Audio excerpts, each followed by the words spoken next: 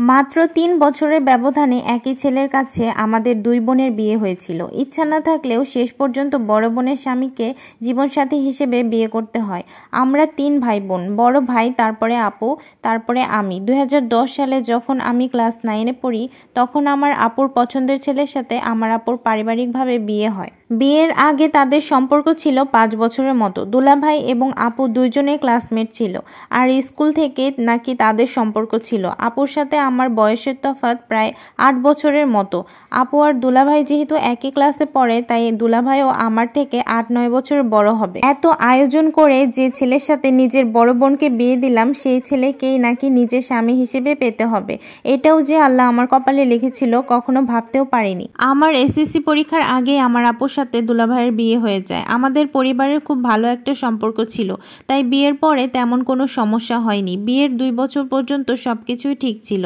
আর 2 বছর পর আমার আপু প্রেগনেন্ট হয়ে যায়। আপুর প্রেগনেন্সির সময় আমারও বিয়ের কথাবার্তা চলতেছিল।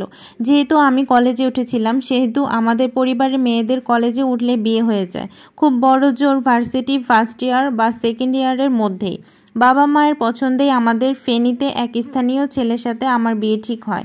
পাত্রপক্ষ আমাদের বিয়ে নিয়ে একটু তাড়াহুড়ো করতেছিল, কিন্তু আমার আপু যেহেতু প্রেগনেন্ট ছিল, সেহেতু সবার ইচ্ছে ছিল বাবু হওয়ার পরেই যেন আমাদের বিয়েটা হয়, কারণ আপু যেন বিয়েতে অনেক বেশি আনন্দ করতে পারে সেজন্য। বিয়ের তারিখ পিছিয়ে আমাকে রিং পরিয়ে দিয়ে যায়। প্রেগনেন্সির শেষ সময়টা আপু আমাদের বাড়িতেই ছিল, তাই দুলাভাই প্রায় সময় আমাদের বাসায় আসা যাওয়া করতো।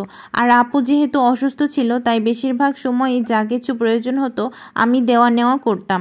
এই জন্য দুলাভাইয়ের পছন্দ অপছন্দ সম্পর্কে আমার খুব ভালো ধারণা হয়ে গিয়েছিল। একদম শেষ অবস্থায় শুনি বাবু পেটের মধ্যে নাকি এমন অবস্থায় আছে যে সিজার না করলে কখনোই বাবুকে পেট থেকে বের করা সম্ভব না। আর ডাক্তার বলে দিয়েছিল বাচ্চা অথবা মা একজনকে বাঁচাতে পারবে। এই কথা শুনে সবার মন খারাপ হয়ে গিয়েছিল। আল্লাহর কাছে অনেক বেশি দোয়া করতেছিলাম। আল্লাহর রহমতে আপু এবং বাবু দুজনে সুস্থভাবে বের হয়েছিল। তবে পরে আপুর অবস্থা অনেক বেশি খারাপ হয়ে যায়। বাবু হবার 3 দিন পর আমার আপু বাচ্চাটিকে রেখে এই দুনিয়া ছেড়ে চলে যায়।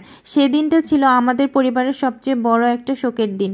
আপু অসুস্থ অবস্থায় প্রায়ই বলতো, আমি যদি চলে যাই তাহলে তুই আমার বাবুর দায়িত্ব নিবি, আমার স্বামীকে দেখে রাখবি। আপু বাড়ির সবাইকে এসব কথাই বলতো। পরে পরিবারের সবাই সিদ্ধান্ত নিল 3 দিনের বাচ্চার দায়িত্ব কেউ নিবে না, তাই আমার সাথে বিয়েটা দেওয়ার সিদ্ধান্ত নিল। যে ছেলের সাথে বিয়ে ঠিক হয়েছিল সেই বিয়েটা ভেঙে দেওয়া হলো।